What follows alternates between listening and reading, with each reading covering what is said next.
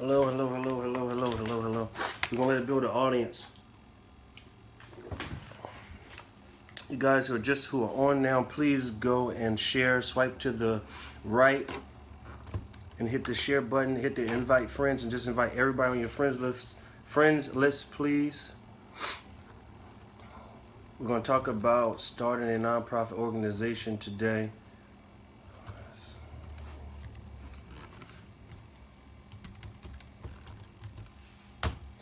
Hello, hello, hello. How's everybody doing? Throw some hearts and likes up there. Say hi. Say something to me. Thank you. Come on. Say something. Hello. We're going to get started in a minute. Waiting on some more people to get in. It's building the audience. I'm not going to be very long today. I'm going to give you these 10 steps. We're going to go through them. I'm going to break it down a little bit. And the rest you have to wait for the book. Please swipe to the right. Invite your friends. Share this, please. Share it, share it, share it. This is going to help a lot of people. It's going to save somebody a whole lot of money. So hit share, hit share, hit share, hit share, hit share. Oh, come on. Oh, great. God is good. You hear me? I thought I didn't send the email. Oh, this is exactly what I need. I just need to blow this up some. All right. Come on, everybody. How's everybody doing? Say hello. Say hello. Say hello. Swipe to the right. At the bottom, inside the little text box, just go ahead, move it to the right where the emojis are, move it to the right, hit share, and then hit invite friends, and just please invite your friends right now. We're going to take like 2 more minutes to do this, and we'll be started in a minute. Sorry, I had to blow my nose a little bit. And let me see if I can snatch this out of here real quick. That'll be a blessing. All right, if you guys don't follow me on Instagram, on Twitter, on YouTube, please go subscribe. Please follow me at My Advice Guy. My Advice Guy. My Advice Guy. Instagram, Twitter, all that stuff is My Advice Guy. My Advice Guy. My Advice Guy. Twitter, that's my Twitter handle and all that other good stuff. All right, guys, come on. Come on, come on, come on, come on. What am I looking for now? Are we getting ready to get started, guys? Please swipe to the right. If you haven't already followed me, please follow me. My Facebook page is not up yet for My Advice Guy, but it will be up towards the end of the week. All right, hope everybody having a great day. Hey, talk to me, Wave. Hey, Lauren, how you guys doing? Hey, Willie. Talk to me, people. Talk to me. All right, here we go. We're good with this now. All right, good. All right, so today we're going to talk about starting nonprofits. I'm going to give you 10 steps, all right? But before I give you the 10 steps, I'm going to talk a little bit about how I got started in business, and that's actually how I got started, which was working with nonprofit organizations. So I was 16 years old, and I started a nonprofit organization called Urban Entrepreneurs with my best friend, who was my business partner at the time. His name is Raheem Harvey. He's on my Facebook page. You guys can look him up.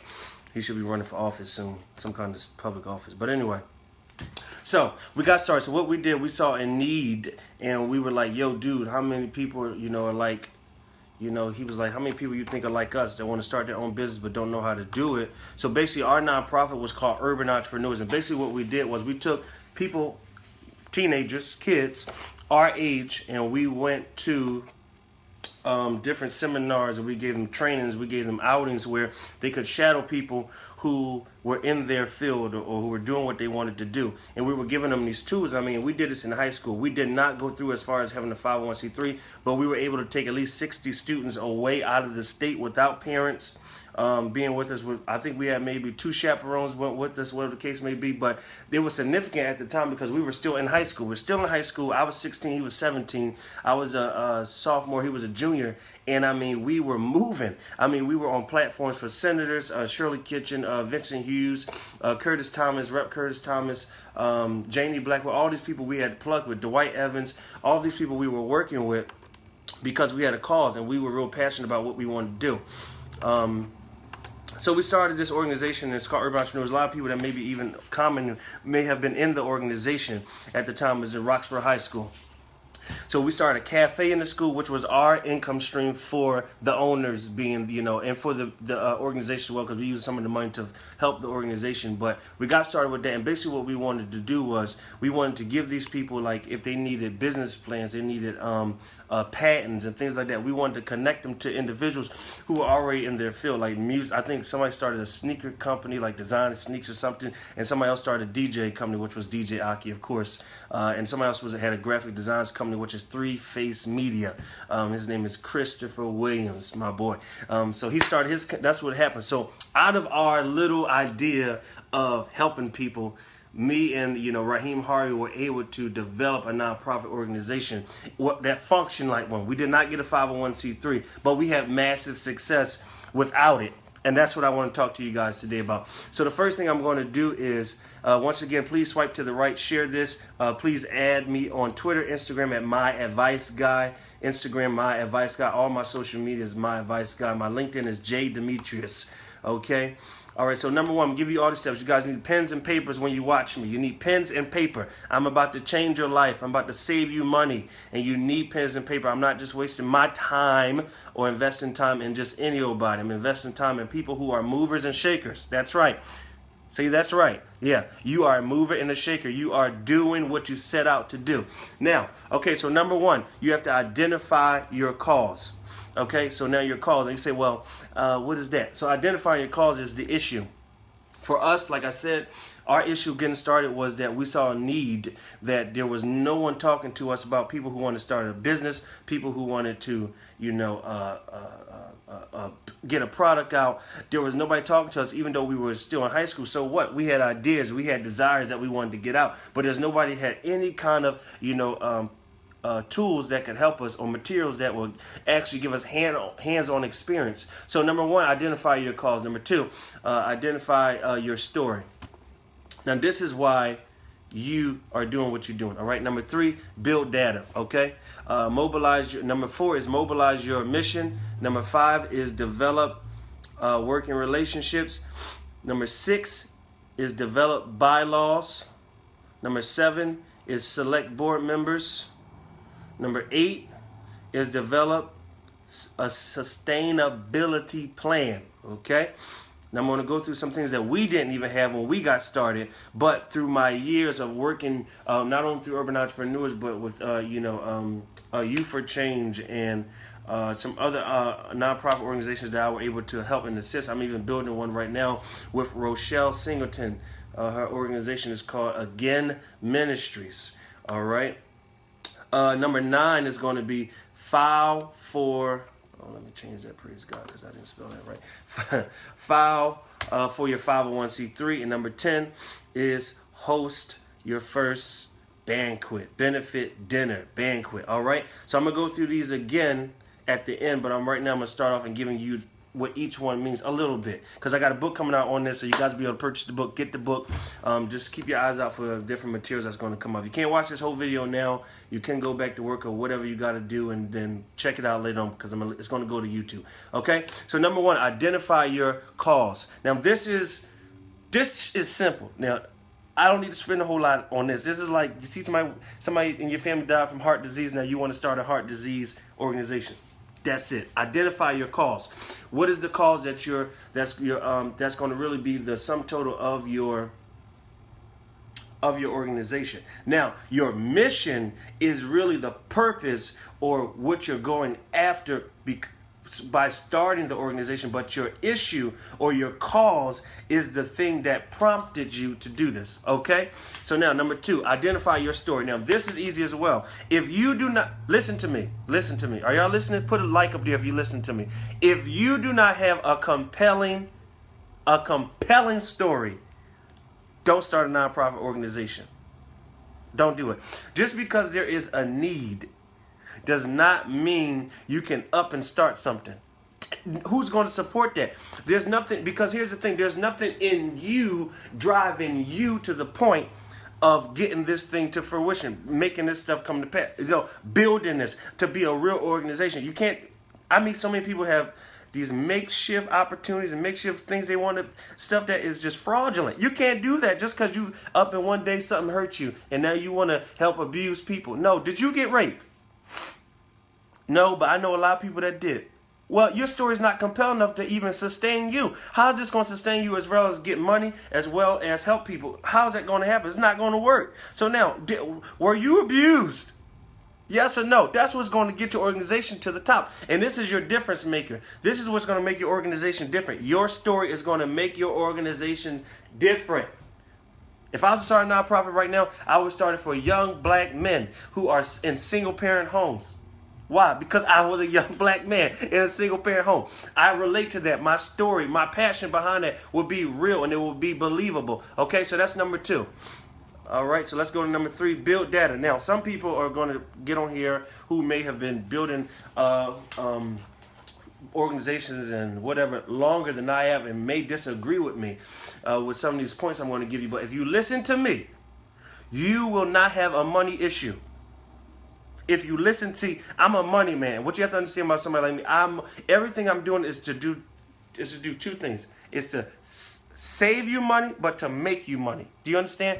Even in my for-profit business, everything we do is to save us money first. How do we save money first? And then how do we make money? And I'm going to get into another step which is going to help you with that. So build data. Now, you're starting a nonprofit organization for children. You have to start doing some sort of program right now. Something where you're taking, you got a group of 5 kids and you're going to, a library, or you're doing some kind of workbook with them and you're building data. In order for you to get grants, you need some kind of data. Yes, there are grants you can write and get, and because you just started and it's like a little seed grant or something like that. We don't need that mess. You need working capital. You're building an organization to help people. If you do not have money, how are you going to do that? And the way you're going to get money when it comes to nonprofit organizations is building data. Unless you have a large network already of individuals who may be business owners or wealthy people, you need to start building data. All right. So next, mobilize your mission. You need to mobilize your mission, whatever it is. If it's to stop abuse, if it's to stop, global warming, if it's to stop, cancer, whatever it is, you need to mobilize it. How do you mobilize it? You're going to consume your community first. Okay? You're going to consume. Say consume. Yes, consume your community first. Everybody on your block in a 50-mile radius is your community. Needs to know what you do and what you're doing. All right, so one thing that's going to help you with that is building that data, because if you're building data, you don't know who in the 50-mile radius, north, south, east, and west, you're going to help and assist. That's going to be like, yo, I didn't know. Thank God you're doing it, because we had to go all 100 miles away for this. Now we can go right here and da-da-da. You never know. So you need to consume your community first. All right, that's step 4. Next, number 5, develop working relationships. Listen to me. This is how you sustain a business. Develop working relationships. One of the main things I do in my company, which I'm changing my company, one of the main things I do in my company is, watch this, strategic partnerships. Nonprofits survive. Anybody ever been to the Kimmel Center? It's a nonprofit. It's member supported. WURD, the place that play the classical music, Channel 12, member supported. It operates like your church, member supported, operates like a non-profit. You have to have working relationships. You have to have people that are connected to your cause, that are partners with you in your vision, in your mission, okay? So working relationships, you got to go to networking events. You got to get inside clubs. You got to go wherever the type of people that you need that has the money to sustain your vision. Long term, Rockefeller money. You need, like the Katz family that's here in Philadelphia, you need working relationships. All right, number 6, develop your bylaws. That's plain and simple. Develop your bylaws. You can do this on your own, or I can help you do this. Everything I'm giving you, I can help you go through and walk you through. Like I said, I'm launching an online platform that's going to help everybody who wants to start some type of business organization or get their product to the market. I'm launching something to help you guys do that. All right, so develop bylaws, okay? Now, you want to make sure that you want to be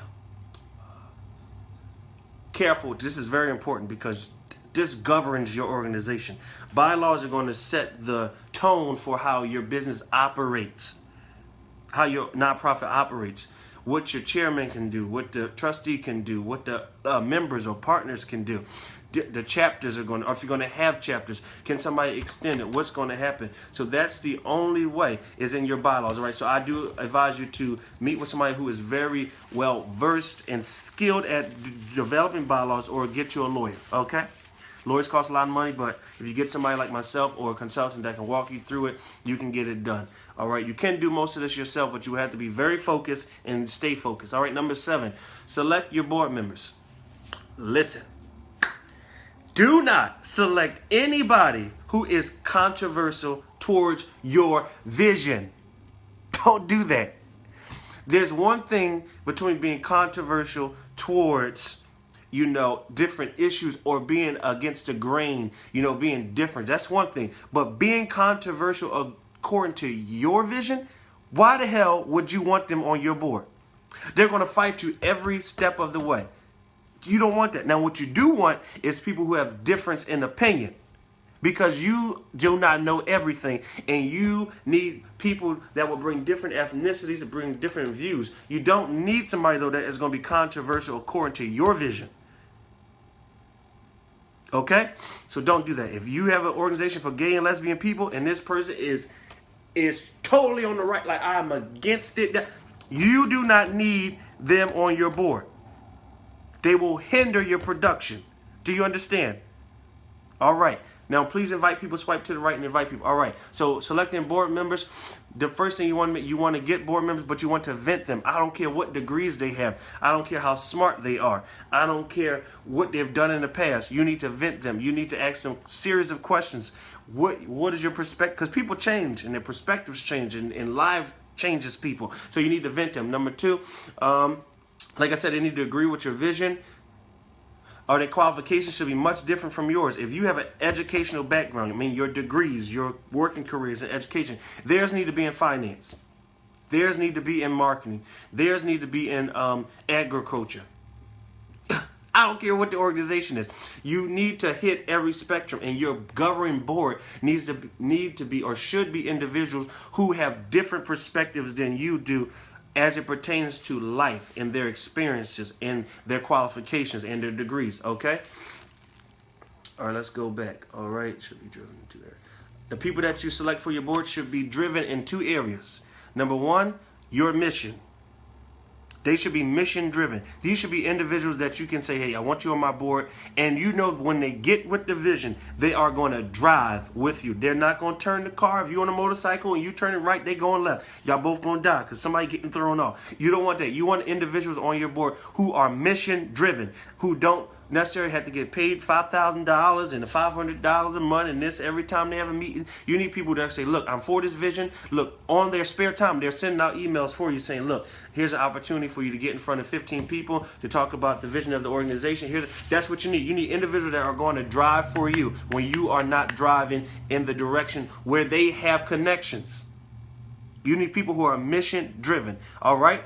So let's go. Number 2, their expertise. They have to be phenomenal in their own field. If you were starting a nonprofit organization, you wanted a consultant, and you went and came to me to be a legal consultant, why would you do that? I'm not a legal consultant. That's not my area of expertise. You don't need somebody just because they say they do something. They need to specialize in this area so that you're getting the best quality advice from your board. Okay? All right. Now, the differences should be okay. And one person on the board should be a grant writer. Most organizations do not do this. They don't. They go afterwards after they selected all their friends and all their old professors to be on their board, and then they're like, darn, I should have got a grant writer. Get the grant writer. It gives you a great benefit to have them on the board. It'll help with your strategic plan. It'll help with your marketing. It'll help with your advertising. It'll help when you go to file for grants and all that stuff because you have them already locked in on the board. All right? So number 8, develops a sustainability plan. Now, funding is a major component, of course, of a nonprofit. What you need to do is develop a sustainability plan. Now, when I meet with clients, whether it's for-profit or nonprofit organization, mainly nonprofit organizations, I tell them this. You need to have 2 goals, a short-term goal and a long-term goal. The short-term goal needs to be your needs to be your outreach goal, because the more members you have, the more participants you have, the more valuable you become, and the more money you can get. All right, that's number one. And the more money you're gonna need. All right, number two, your long-term goal should be financial. Okay, so let's say I have a nonprofit organization that does something with children, and let's say right now I have 10 kids that I'm working with, and I'm maxed out at my grant level at like 50,000, but I need 100 grand, because the different programs that you want to implement, what I will take more money, whatever the case may be. You have to set that, whether it's fundraising ideas, which I'm about to get into, or if it's a monthly event, which is building data. Your monthly events are not fundraisers. That's how you build data. The more data you have, the longer you've already been operating, the more likely you are to get more money, because they'll see that you're currently fulfilling a need.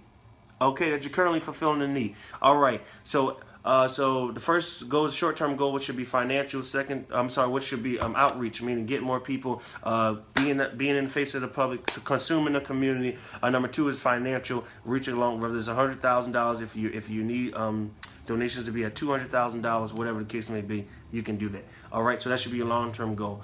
All right, now you need monthly activities. Now, like I said, your monthly activities is where you build data. All right, it's where you're working the mission. Whatever the mission is, if it's to stop hunger, monthly, how much food are you giving out? How many people are you feeding? How much food do you send to Africa? How much food is it to feed people in America? Is it to feed people in Africa, India? Okay, how much food are you giving out?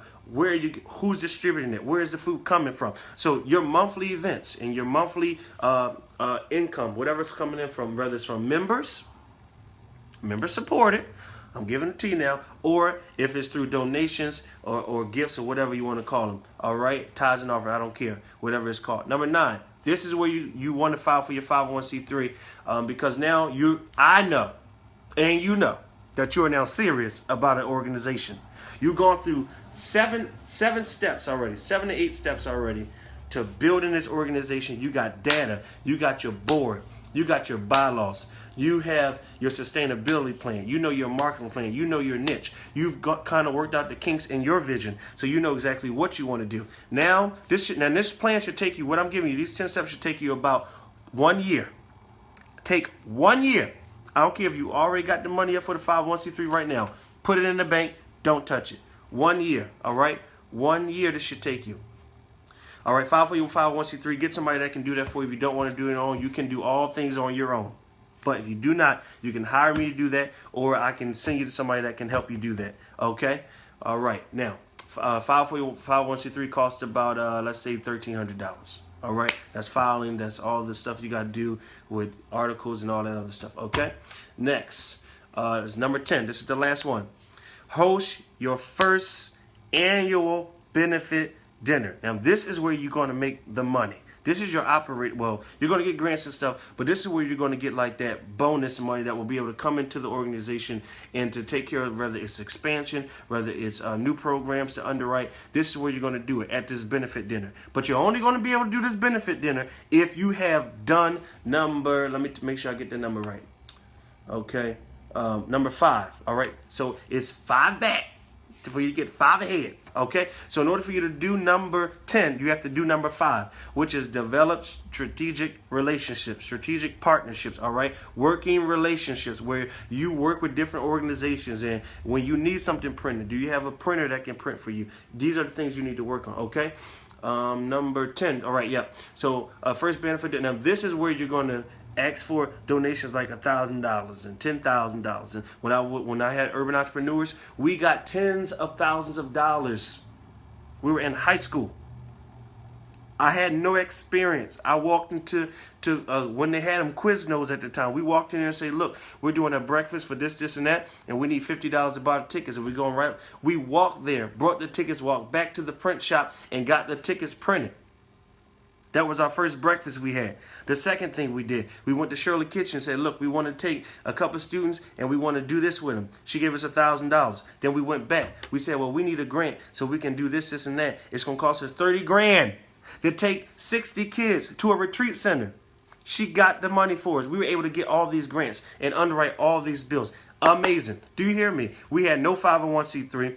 But we had started building data. We were sure about our focus. We had a sustainability plan because we had a cafe in high school and we made $800 a pop. Now the members didn't know that, but they're gonna know now. We made $800 a day in high school. An organization, okay? We sold things and that's how we got our money in, through the students that were at the school, okay? Because we didn't have sodas and all that stuff, so we were able to do that. So number 10, first annual benefit dinner. All right, now I want you guys to follow me on Facebook, Instagram, YouTube, whatever the case may be. If this was helpful for you, please share this. Send this to somebody that this will help, because I'm sure a lot of people want to start organizations and causes and things like that. So please share it. Swipe to the right now. You can share, invite your friends to watch. I will be doing a whole lot more videos on business and startups and sustainability plans and marketing plans. I think next week I'm going to go over marketing plans and things like that. What do you need? How to start a business with no money? Because a lot of y'all want to, well, I ain't got no money. You don't need no damn money. You don't need any money. You need focus and a passion, and you need those working relationships. Okay? So please share this. This is going to go to YouTube, of course. When you see my videos, please share them. Follow me on Instagram, Facebook, Twitter, Periscope at My Advice God. My Advice God. That's it. And myadvicegod.com as well. I got an online platform coming that you guys will get plugged in. You get one-on-one training, and I'm going to charge you nothing really to do it. It's going to be amazing. We're about to take over. All right. I appreciate you guys. Have a great day. I got like 4 interviews I got to do for a new job here at the hair salon, but write me, email me. You need help, you can email me. My email address should be in the comments. If not, I'll put it in the comments. Whatever you need to do. One-on-one sessions are available. No, I'm not going to kill your pockets. No, it's not going to cost you $1,000. All right, so let's get started. Let's stay serious. Let's stay focused. Goodbye. Start your nonprofit. Somebody's waiting on you to help them. Bye.